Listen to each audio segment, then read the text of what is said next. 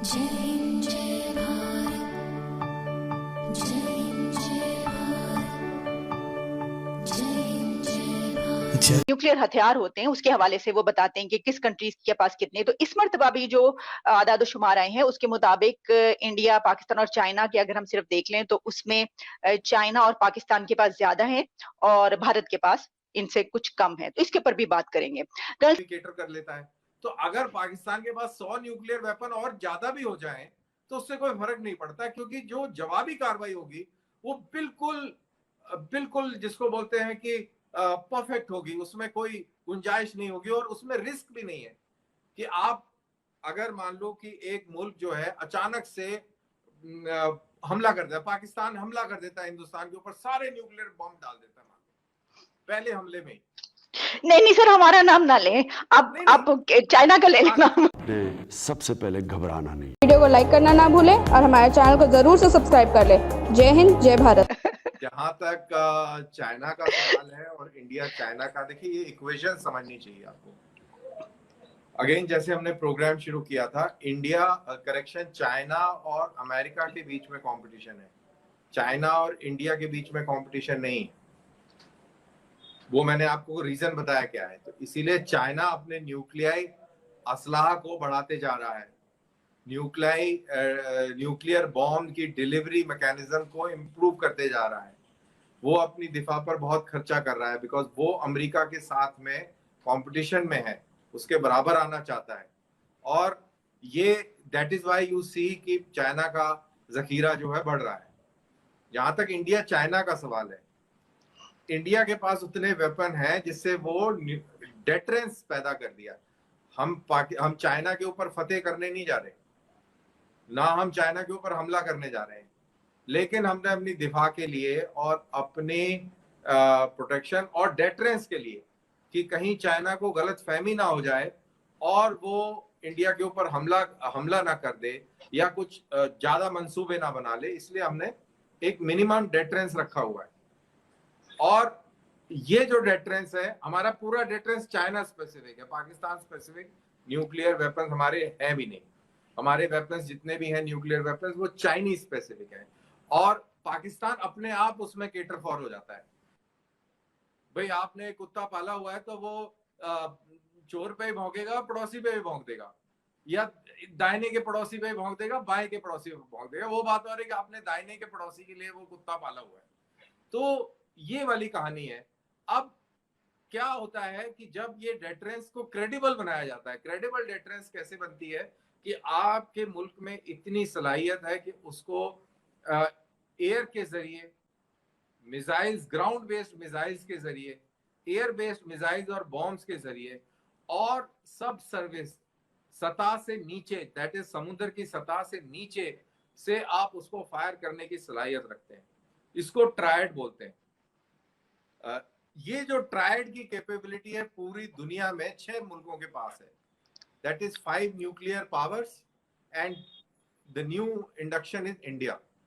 इसके लिए आपको न्यूक्लियर पावर सबमरीन चाहिए जो कि महीनों के महीनों समुद्र के नीचे रह सकती हैं, सरफेस के नीचे रह सकती हैं, और मीलों के मीलों पार कर सकती है। मतलब कि यहां से अगर इंडिया के समुद्र से डुबकी लगाए तो वो अमेरिका के पास जाके निकलेगी, किसी को पता नहीं चलेगा, इतनी लंबी वो सतह के नीचे रह सकती है। तो जो ऐसी काबिलियत रखते हैं और फिर उसके बाद मिसाइल दागने की काबिलियत रखते हैं, ये एक मैं बिल्कुल सिंपल भाषा में समझा रहा हूं कि ये एक ओवरले है कि अगर आप गलती कर भी देते हैं कि एक न्यूक्लियर बम चला भी दिया, तो आप उसको, आप जमीन के ऊपर जितने भी न्यूक्लियर पॉइंट्स हैं जहां से आपने देख लिया ये लॉन्च पैड है, ये एयरफील्ड है, ये आपने सब तबाह कर दिए, लेकिन आपको ये नहीं पता कि सबमरीन कहाँ घूम रही है, और वहां से जो आप पे हमला होगा वो एक बहुत जबरदस्त डेटरेंस क्रिएट करता है। और ये डेटरेंस हमारे पास चाइना के खिलाफ है, और क्योंकि वो चाइना के खिलाफ है तो वो पाकिस्तान को भी केटर कर लेता है। तो अगर पाकिस्तान के पास 100 न्यूक्लियर वेपन और ज्यादा भी हो जाएं तो उससे कोई फर्क नहीं पड़ता, क्योंकि जो जवाबी कार्रवाई होगी वो बिल्कुल बिल्कुल जिसको बोलते हैं कि परफेक्ट होगी, उसमें कोई गुंजाइश नहीं होगी और उसमें रिस्क भी नहीं है कि आप अगर मान लो कि एक मुल्क जो है अचानक से हमला कर देता, पाकिस्तान हमला कर देता है हिंदुस्तान के ऊपर, सारे न्यूक्लियर बम डाल देता है पहले हमले में ही।